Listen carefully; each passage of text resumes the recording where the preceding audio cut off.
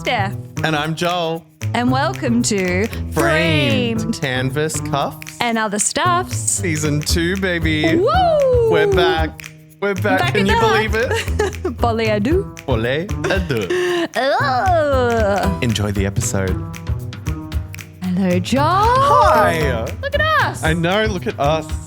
I like your outfit today. I like yours too. Thank you. Very summer Got vibe. little rock melons on got- your top. Got some tomatoes, got some rock melons. I had some great rock melon yesterday. I had Really? a fruit salad. You know when a fruit salad really just slaps? Mm-hmm. And it's like the fruit is like kind of like not slimy. It's just like crunchy and sweet and really juicy. Yep. Oh, I could talk about it for 45 minutes. You know what? Let's do You it. know what? Let's do talk it. about my fruit salad. The episode's just There's called my My recommendation. Fruit Salad. What are you recommending this week, Joel? How about you go first while Okay. I have a think? All right, my recommendation is something that I haven't finished yet, so we'll find out if it's any good. No, I've been reading. I wanted to find out more about John Waters, who is a very iconic queer director and personality and book writer. Book writer, that's Author? author.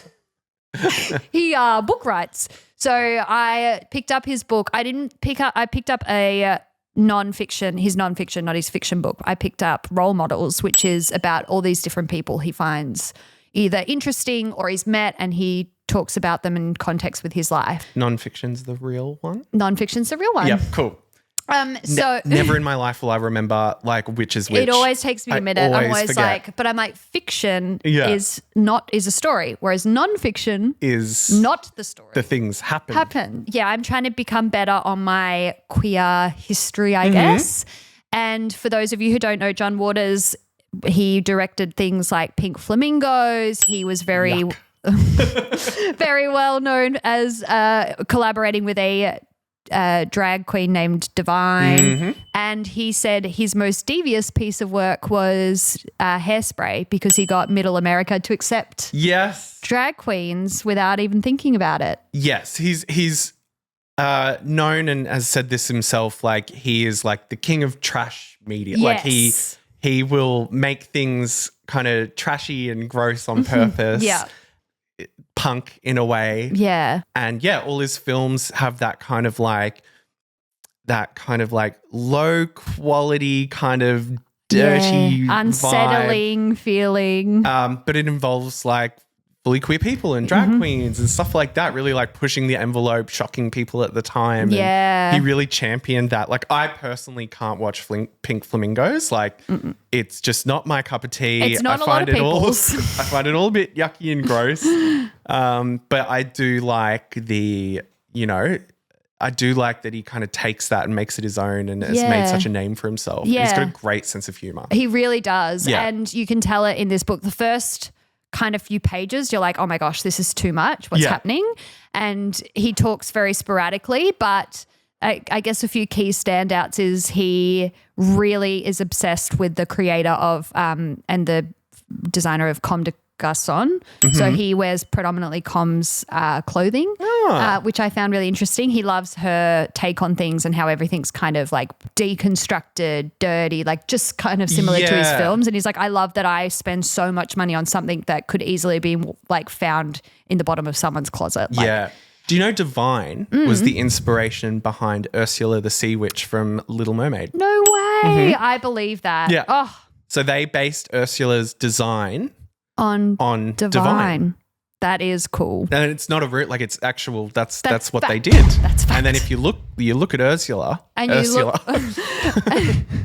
And you look at those eyebrows. Yeah. And that makeup. Yes. You see that. I Yeah. see that. Yeah. Yes. Amazing. Yeah. He also is pen pals with one of the women who was in the Manson cult. Yes. So he has a whole chapter on that. It's actually quite a long chapter and it is fascinating. Yeah. Her name is Lindsay and she has been in jail for a very long time. Since when she met Manson, she was about 19 and went to jail around that time.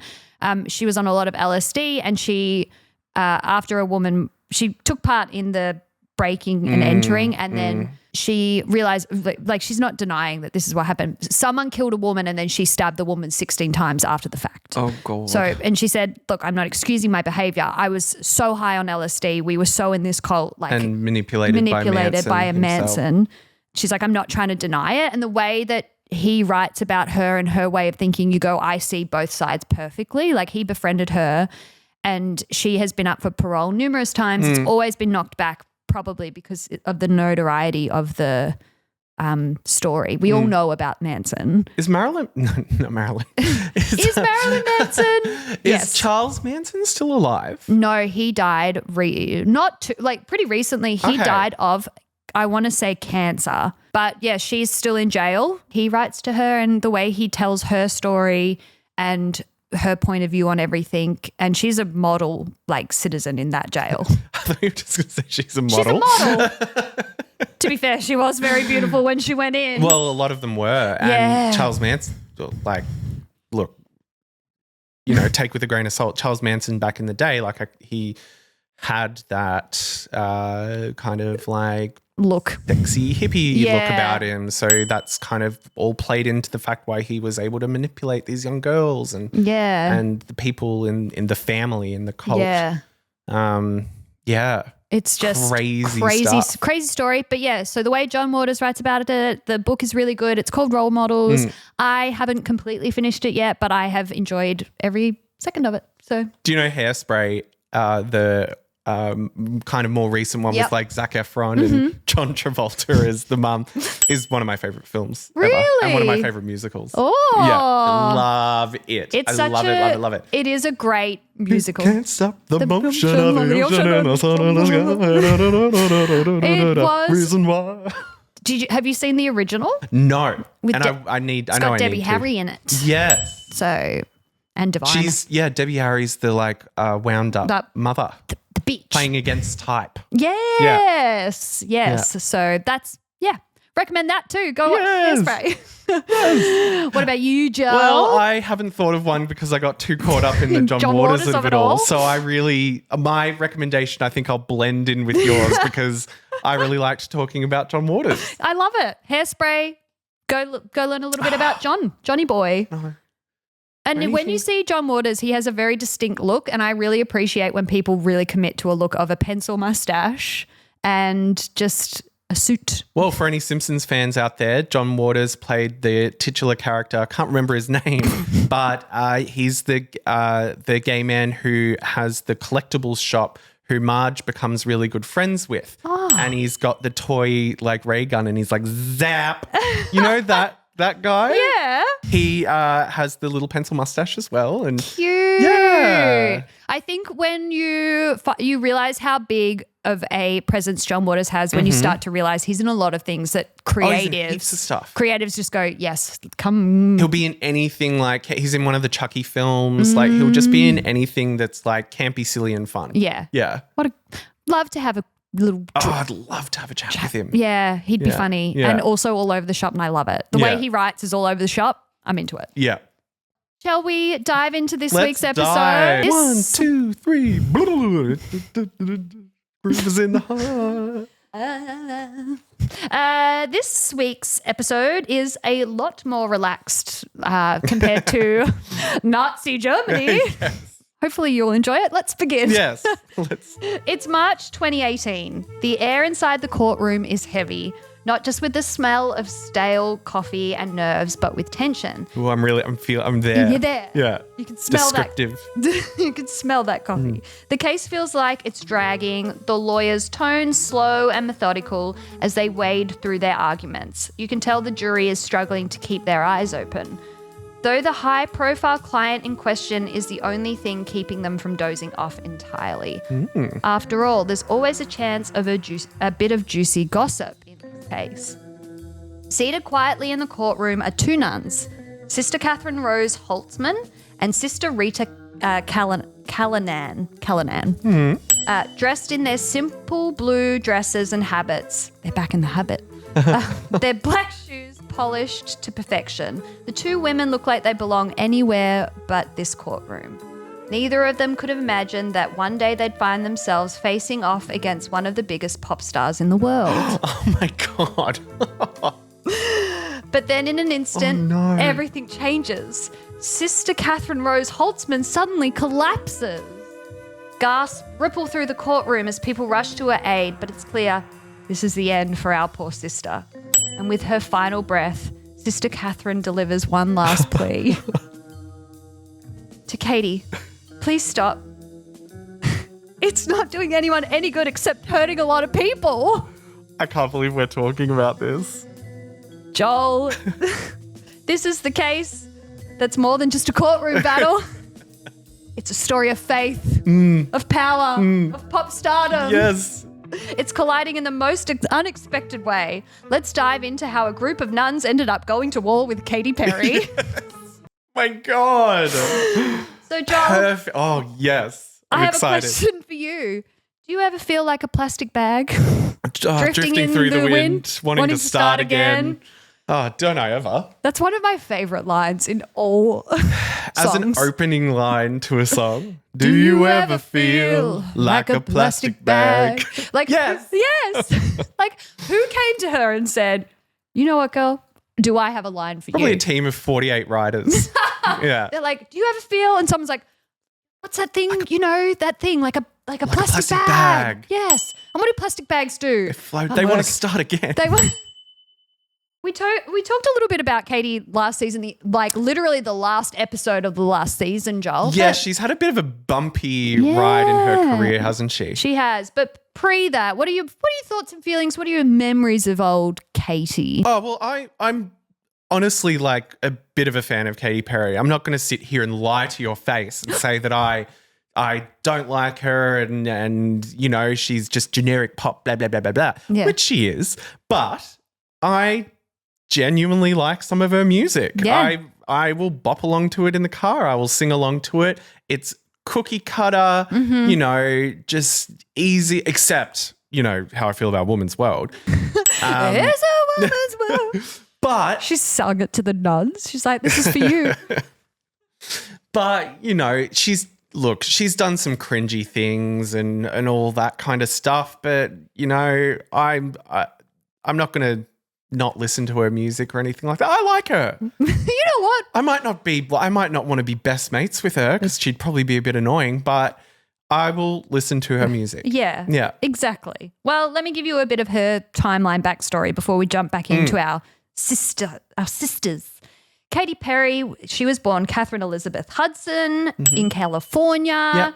She started as a gospel singer, but obviously makes a hard turn to pop in 2008 with the single I Kissed a Girl. The hardest turn you could probably go from being a gospel singer. Yeah, pretty much. One of the boys. Genius move, by the way. Yeah, so smart. And what an album. Shocked the world and just, it was perfect. She was shocking. Yeah. And then she wasn't. One of the Boys was her debut album, which was released in 2008. But however, it technically wasn't her first real album. That was a gospel album released under her real name, Katy Hudson, in 2001. So she spent 7 years. 2001? How old's Katy Perry? She's 40. Happy birthday. So that Big 40. means in 2001 she would have carried the 2 minus the 8. I know it's a simple equation, but I can't do it on the top of my head right now. Never mind. She was young. Yep. But she wasn't that young. No. She's probably like 14. Yeah. Yeah. She's singing to God. She probably was about 14, right? 2001? Nope. She would have been 28? No. I kissed the Pope But I liked it. That's his Jubilee song. Yeah. The taste of his cherry chapstick. She was 17, singing to the Pope. Yeah. And then she hard pivoted to Kissing Girls. Yes. Also, like, I know we're not supposed to like the song, but like, You're So Gay was a MySpace. Yeah. So my first memory of Katy Perry, I was we've talked about it before, I was heavily into MySpace. That's how I found a lot of my music, all this kind of stuff. I think I followed Madonna or something like that at the time. Madonna reposted Katy's song, You're So Gay. I'm surprised she knew how to use MySpace considering she's 607 years old. Well, it could have been someone on her team or something like that. But yeah, I remember hearing You're So Gay, little quirky like Zoe Deschanel ukulele and song. the look was Zoe Deschanel as well. But with like cheeky lyrics. And we're like, oh, who's this girl? Yeah. Oh, she's calling someone gay. But you don't even like boys. Yeah. That could not fly Absolutely not. today, but God, it was good at the Yeah. time. So then in 2010, she releases her album Teenage Dream. And this banger. And this also has the song California Girls in it. Ick. In 2010, she also gets in trouble for her revealing outfit on Sesame Street. That's right. She was wearing a red latex, like figure hugging, skirt dress thing. That was her look at the time. And her breasts Her were tatas? She was wearing, it was really low cut. So she's like with Elmo or whatever, but she's just like jiggling around in this. And which is not her fault. It's her body and it's beautiful. Yeah, exactly. But not holy for, smokes. Not for Sesame Street. Oh my God, she has a great set on her. Don't worry, guys. He can say that. He's homosexual. I can appreciate the female form, and her knockers are off the chain. So then in 2011, she ends up having, from that album Teenage Dream, she ends up having 5 number 1 singles from the same album. This is the second time in music chart topping history it's happened. The only other person who had done that at that time was Michael Jackson. Yep. And that was for his album Bad. So considering we went from Michael Jackson to Katy Perry, that's a pretty big honor to be like 5 singles for number 1. She was every single song, like Firework and, like all of those were just so you could not escape them. And I think it was interesting because it was like she was hitting a younger audience, but like older, like mums would listen to her as well. Yeah. She was kind of running the gauntlet of like age. She could. Yeah. And it was like, the time of like pop inspirational anthems. Like you got your Sears and you got your all this, and then you got Katy Perry doing Firework. It's real, like just big belters that would probably play at like sports games and stuff like that. So. Exactly. The only other person who's I think now done this is Taylor Swift with having 5 singles off reaching number 1 off an album. 2013, she releases Prism, which has songs like Dark Horse on it. That's probably one of the last albums that she releases that really kind of hits that mainstream. But in my opinion, her best ever pop song, Walking on Air, is on that album, and I love it. There you go. Yep. Go listen. Recommendation from Joel. 2014, she starts her feud with Taylor Swift. That's right. She tweets, "Watch out for Regina George in sheep's clothing." After they have a fight. I think it was about dancers and something like that going on tour. Something to do with the tour dancers. I don't know which way it went, but like Katie's dancers left to go do Taylor's or Taylor's dancers left to go do Katie's. And everyone was fighting. Anyway. Also somewhere in here she's also married and divorced his name? Russell Brand? Yes. Russell Brand. Yes. And her music documentary, 10 out of 10. Yep. Loved it. The divorce happens during. Or the breakup happens during it. Which is wild. Yeah. 2015, she hosts the halftime show. A shark upstages her. Left Shark. 2016, she's like linked to Orlando Bloom. They end up getting married, having kids. And then 2017, she pivots into a weird era of music. She releases Witness. Yeah. And it does a really weird, strange Big Brother. I watched it. You watched the whole thing? Yeah. RuPaul went in, right? RuPaul went in. Caitlyn Jenner went in. And that guy who talks about science that I really like. Bill Nye? Or was it? Bill Nye, I think. Maybe. Anyway, it was bizarre to watch. She was acting a bit funny at that time as well. So the main song off that album was Chained to the Rhythm, I'd say. Yeah, or Swish Swish. Swish Swish. Was that off that album? Yeah. Yeah, that was a big one. That was about Taylor. Yeah, so it was. That was her retaliation song? I don't know. Is that what you call it? Tiger, don't need no sheep. I feel like a lot of people were in that Swish Swish song, like Molly Shannon and stuff, like SNL the people. video was so cringy. It was like she was trying to create her own memes, and when you try and create your own memes, it just isn't. Yeah. And then from there, she started to host American Idol, and we kind of see her kind of that big stardom that she had. She's still around. It's not like she's not famous anymore. It just kind of changes, and now she's getting cars from Elon Musk, and she's doing some questionable things, but that's okay. We still love her music. Yeah. She also had a baby girl named Daisy. Yes, she wrote a song about it, didn't she? Cute. Called Daisies. Wow. Yeah. Let's rewind back to our nuns. Yes. Let's go back to the habits. So let's go back to 1972. It was a time of change, and for the Sisters of the Immaculate Heart of Mary, it marked the start of a new chapter. Pooling their resources, the sisters purchased a sprawling French-style chateau perched in the hills of Los Feliz? Yeah, that Los sounds. Angeles. Los Feliz. I've heard people say it before. Yeah, Los Feliz, Los Angeles. It was designed by a renowned architect, Bernard Maybeck, in 1927. The property was more than just a home. It was a sanctuary, spanned over 8 acres, which is quite large, with over 30,000 square feet of living space, and it had an adjoining house of prayer. It was a place that was meant to inspire peace and devotion. According to the New York Times, the sisters acquired the estate from businessman Daniel Donahue, who had lost his beloved wife and was wanting to sell the property quite quickly, and he wanted to sell it to someone, like he wanted to sell it to the nuns because he was like, they'll appreciate it, they'll love this home, it's going to a good cause kind of thing. So he sold it to them for just $600,000, which was a fraction of what it was actually worth. As the nuns had $600,000 in their little pockets. In their little pockets. That's a lot of bake sales. He even helped the sisters with the payment. There we go. What made him leave kind of was the memory of his wife was there, and he just knew that the sisters would take good care of this property and they wouldn't just knock it down or redevelop it or something like that. Do nuns earn a wage? I don't think so. They'd have like a allowance, I imagine. Yeah. But I think you're pretty much, especially in time. You live in the place, you get food. You do God volunteering stuff. Yeah. I don't think they do earn a wage. No. You got to just be a woman of God.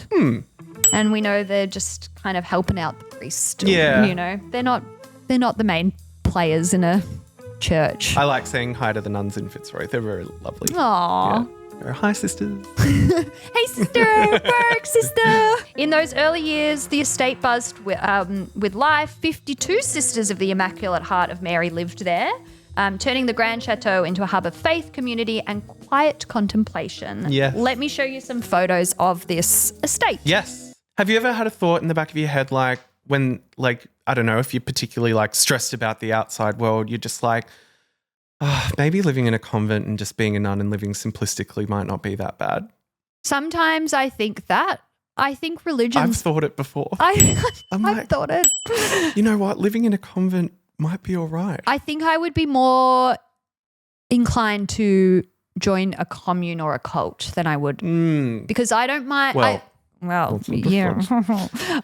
don't mind religion, but I don't know if I like the cult of the church. Yes, got you. Yeah. Eat my bread and soup and just garden all day and think about the world and quietly contemplate. Yeah. There should be huge. Yeah, it's massive. Am I swiping? Yeah, there should be 3 photos. Holy schmagoli. It's a big pools. It's got pools. It's a beautiful property. It's a nun doing breaststroke in her habit. Wow. So you can see why they got it for a real bargain. Yeah.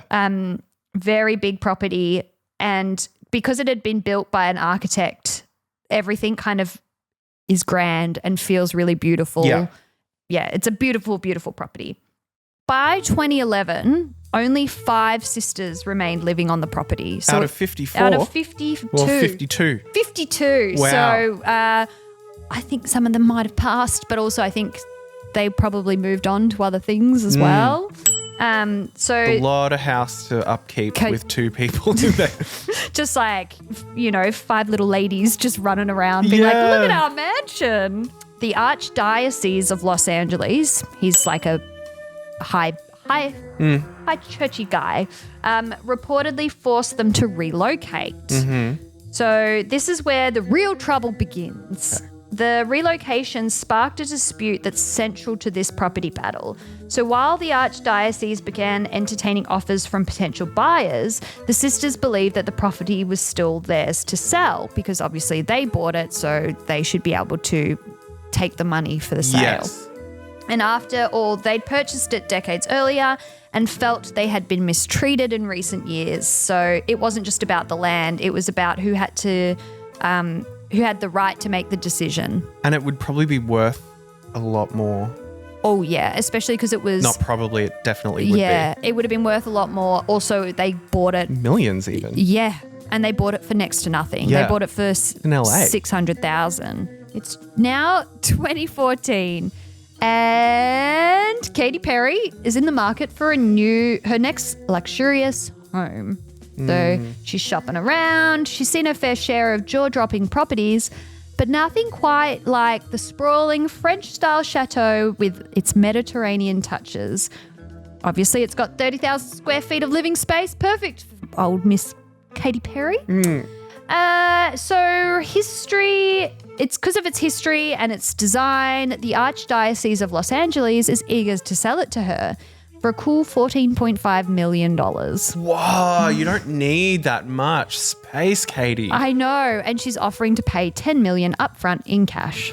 Wow. So she must have been selling a lot of tickets to her shows at this point. But there's a snag in Katy Perry's plans for her perfect home. The nuns who still control the deed to this property have their own ideas. They want to sell the villa to a local restaurateur named Dana Hollister. So, in fact, 2 of the last 5 remaining sisters at the time flat out refused to sell to Katy Perry. They say, absolutely not. We've got a woman in mind, and it's not her. To make it a restaurant or what? Yeah, it is, but like some kind of like bed and breakfasty restaurant-y thing. Yeah. So if you look on the iPad gel, there is a picture of our 2 nuns. Where are your nuns? Oh, they're our 2 sisters. Oh, I love them. I guess, why do these women or these nuns refuse to sell to Katy Perry? What's got their knickers in a twist? Because then I'm like, have they listened to her music? They had researched this celebrity buyer and found a video of Katy Perry joking about selling her soul to the devil in exchange for success. Even mentioning that she would sell her soul to Satan is against our principles and beliefs. Well, yeah, Sister I Holtzman. guess. Katy Perry represents everything we don't believe in. It would be a sin to sell to her. Fair enough. Callanan was particularly unimpressed with Perry's performance of Teenage Dream at the 2015 Super Bowl halftime show. I can just imagine both of the nuns like sitting around an Apple Mac. Yeah. How do we turn it on? Just doing on YouTube, watching Teenage Dream by Katy Perry at like the VMAs. And like their little glasses and just like typing one key at a time and seeing it. They're like, we like that shark though. Yeah. Does that shark want to buy it? She said, I found Katy Perry and I found her videos. And if it's all right to say, I wasn't happy with any of it. So another big reason the nuns wanted to pick the buyer was their history with the Archdiocese. So he obviously wants Katy Perry to buy it. These nuns have chosen someone else. Yep. They claim that over the last 2 decades, their relationship with the church had deteriorated. They described a pattern of neglect, broken promises, and this is kind of the most shocking claim. And I'm going to put a big allegedly, but I'm pretty sure there was a case conviction. But allegedly, the property on Waverley Drive was used to harbour a priest accused of pedophilia. Oh. I know. So in 2007, the Archdiocese reportedly reached a $660 million settlement with more than 500 alleged clergy abuse victims. Oh, God. So not more great. More than 500. people had been abused throughout the years. Excuse me. Oh, my God. Yeah. So obviously it was widespread abuse to have 500 victims, and they still owe hundreds of millions in damages and legal fees. Yeah. So Holtzman believes the archdiocese wants cash from the convent sale to be able to use to pay some of these debts off. Right. And basically they're saying we don't trust the archdiocese to do right by us. So apparently what he'd do is he'd put some of the priests and stuff to live in these quarters within this property, and they were like, no, we're not harbouring these priests. Yeah. So yeah, not great. No. And to reach a $660 million settlement, it means like the church wanted to settle really bad because they didn't want these stories out there. It's about trust, and it's also about money for these sisters, I guess. So Katy Perry's $14.5 million offer was brokered by the archdiocese, but the nuns would have no control over where that money went. So the nuns were like, we want our payday as well. Yeah. You can't just take it all. So they feared that they wouldn't see a cent from the sale, whereas on the other hand, the sale that they had brokered, somehow these sisters had brokered, was an offer of $15.5 million. But they think that the reason that the archdiocese didn't go for that one is because there was no cash involved. So he didn't get that payday quick. I think in America there's a difference between a cash offer and, you don't have to wait for someone to have the money. Stuff. You always hear about people like, I can do it right now. Cash. Yeah. Yeah. So I don't know what that means, but he wanted the money and she didn't have the cash. To smooth things over, the archdiocese suggested a little meet and greet with Katy Perry and these nuns. Katy Perry, in one of her latex dresses. She just toddles up. She's like, I wore this on Sesame Street. This will be fine, right? Apparently, according to the sisters, Katy Perry shows up late and tries to win them over by showing her tattoo of Jesus. And singing. The sisters. The sisters are not impressed. Aren't vibing with Katy. And apparently she sings "Oh Happy Day" to them. Oh, Katy. Apparently, I can so see her doing all of that. She's so daggy sometimes. And like, it's a shame because the sisters apparently say they were very unimpressed by her because she had to look up the lyrics and sing it off her phone. How awkward. Like, could you? Just these two like stone cold nuns just sitting there, and Katy Perry singing "Oh Happy Day" like on her phone. They would have been so mad. Yeah. Apparently, Sister Callanan was not impressed. She called Katy out for needing to pull out her phone to find the lyrics. Holtzman, meanwhile, brought up the devil video she'd seen, which Katy just brushed off as entertainment. She wasn't buying it. You don't joke about selling your soul to the devil. Well, you can, but then you're not going to be in the nuns' good books after that. The nuns have thoughts and feelings about the devil, and I tell you what, they don't like him. I don't think they're positive. You know what? Reviews are in. Nuns don't like him. Sister Rita later said, she's a very nice person, but it's not the better deal. This is about money and the control of money. Well, okay, cool. Fair enough, sister. These nuns mean business. They do. Yeah. They are signing on the dotted line. Yeah. And for a while, it looked like the convent might really be the one that got away for Katy Perry. Oh. See what I did there? You cheeky girl. In 2015, Katy scored a major legal victory. Both the archdiocese and Perry were suing the other party for the sale of made to the nuns by saying that the sisters agreeing to the sale really quickly makes it invalid. So it put Katy. So essentially, the nuns were like, "Yep, you can have it to this restaurateur." And then I think Katy Perry and the archdiocese sued them, being like, "No, that's not how this works. There's got to be different things that go through this." By 2016, a lawyer for the archdiocese confirmed that Hollister's sale was officially deemed illegal. Katy Perry was clear to buy the property.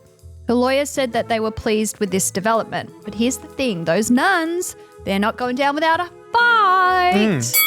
So Hollister wanted to turn the property into a boutique hotel, but this lawsuit made her pretty much after this lawsuit, she files for bankruptcy. So I don't know whether she didn't have as much money as she said, or all of these legal fees contributed to her not being able to get a loan. but essentially. Wait, so the restaurateur lost. So that's who they were suing.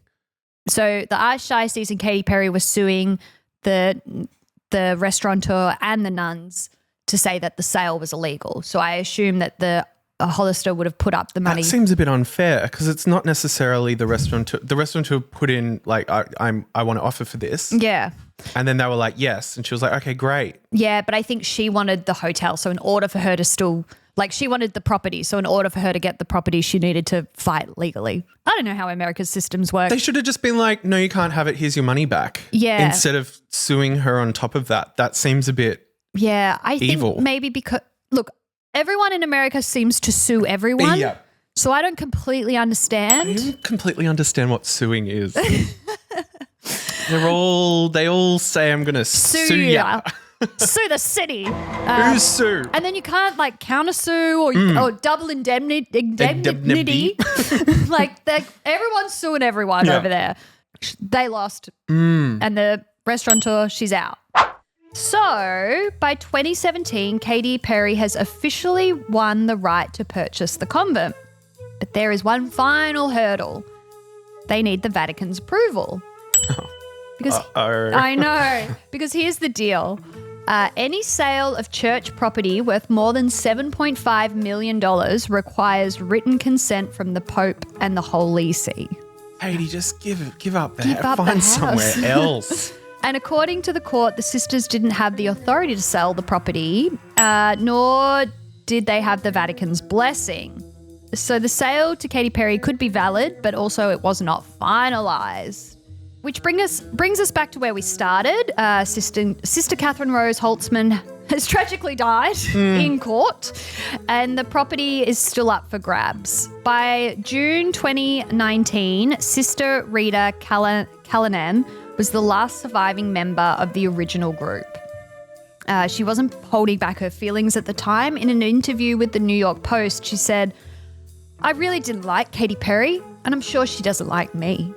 And went so far as to say that Katy had blood on her hands because of the sale. All the stress killed this Stress poor nun. killed a nun. I know. So she really doesn't like Miss Perry. Here's kind of the weird twist. By October 2019, the whole thing seems to fizzle out. So apparently Katy's option to buy the property reportedly expired, and rumours started swirling that the convent was back on the market, but for $25 million. What was it?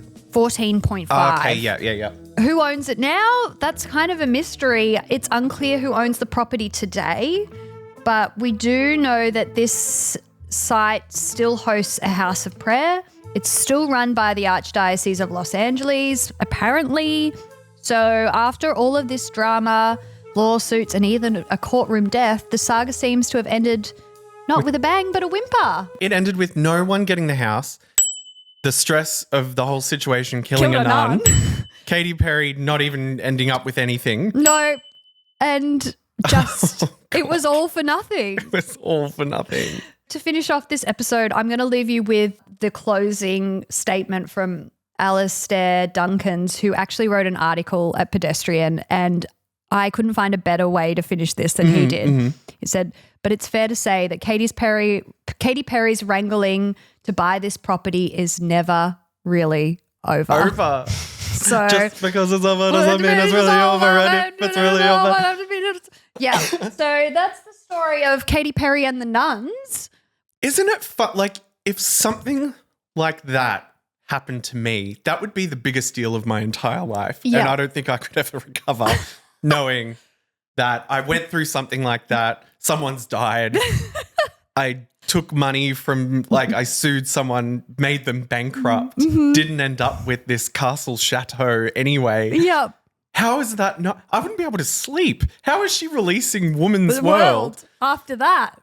It's a woman's world. She just was like sitting in the courtroom and she's like, you know what? It really is a woman's world. I am that woman. That just goes to show like how celebrity and having that amount of wealth really, like, you've got so much going on that something like that, Yeah, it probably affected her at the time, but she's like, all right, well, that happened. Got to move on. When's my next album? When's my next, house that I'm going to buy? I think when you're in the world of celebrity, you just kind of keep it pushing because there's always going to be something. It so bad? Like, yeah. It's fine, but like that's a humongous place. It's old as the hills. It would take so much upkeep. So much of it would go unused. Yep. And also, like, there's going to be something else. She just wanted it because she wanted it. I've seen Selling Sunset. I know there's other properties out there. Just get Chriselle on the line. Chriselle in current season of US Traders. Is she good? Is she entertaining? She's getting there. She started off quiet, but now she's, getting into the game. Yeah. Yeah. I want to be on Selling Sunset and buy a property or pretend to buy one. Let's go in mustaches. Hello, we've got millions. Look at this bank account. We'll do an Anna Delvey on them. Yeah. Oh, those poor nuns. Those poor nuns. They, I guess, I don't even know if they're still living there. Katy Perry, has also, didn't she get into this fight with an Australian designer called Katy Perry? Yep. And I think over the rights to the name? Yeah. And I think the Australian designer ended up winning. Yeah, right. And good. Good. It's like the whole Kylie Minogue, Kylie Jenner thing. Yes. It's like, can you own a name? Yeah. And can you? I don't know. Can you own a colour? Because Tiffany owns the Tiffany blue. colour. Yeah. Cadbury owns that purple. But can you use it? Sure, I guess. Maybe just not the same way. Well, we'll find out when we get sued. Well, Penguin, are you drinking out of the water? He drank out of it a little bit before, so I've just left it as his. Oh, that's little okay water. then, P. You can have it, Yeah. you cutie. Oh, Katy. Killing nuns, writing hits. That should be the name of her book. Killing nuns, writing hits. Killing nuns with like an N and a thing. That would be a great book. She'll release a book one day, surely. Yeah. The Catherine Hudson Chronicles. Just be called Woman's World. Yeah. The least Katy Perry and the Prisoner of Azkaban. She's not, I don't think she's got that funny lol in her to be able to do something like that. She tries so hard to be funny. She's just not. No, sorry, Katy. Yeah. You're not a lola. Yeah. You're just a bit serious, I think. But I love her music. And I'll keep listening. I don't love her killing nuns, but I do love some of her songs. Hot take. Don't like Katy Perry killing nuns. Do like her pop songs. Yeah. All right. Well, that's... And I do think, look, when you think about it, Katy Perry kind of did kill that nun because Katy Perry never came into those nuns' lives. Yeah. She might have lived a couple more years. If she didn't sing "Oh Happy Day" to them, yes, and say she was sold her soul to the devil, that nun could have kept on living. Yeah. Anyway, well, thanks for listening to this week's fun episode. Yes. Hope Katy Perry didn't tune into this week. I hope she did. Write us a letter, Katy. Yeah. We'd love to hear from you. We just get absolutely sued. By the Katy Cats. Yeah, they'll come after us. She's got a little army. Mm. Well, we're in firm support of the Peabodys, but not the Black-Eyed Peabodys. The Black-Eyed Peabodys. Was that this episode? I think it was I can't even remember. You know what? That's just going to come up every episode now. Are you a Peabody? Yes. No, that was last episode. We were talking about. I can't remember. Anyway, we don't want to fizzle out like Katy Perry's drama with the nuns. No. We want to end with a bang. End with a bang. Please review us. Come find us on TikTok and Instagram. Yeah. Frame the pod. Leave us your thoughts. We'd love to hear them, as long as they're nice ones. Yes.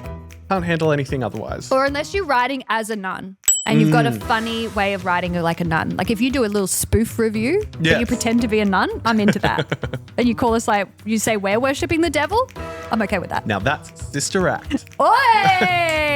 And on that note, goodbye. Goodbye.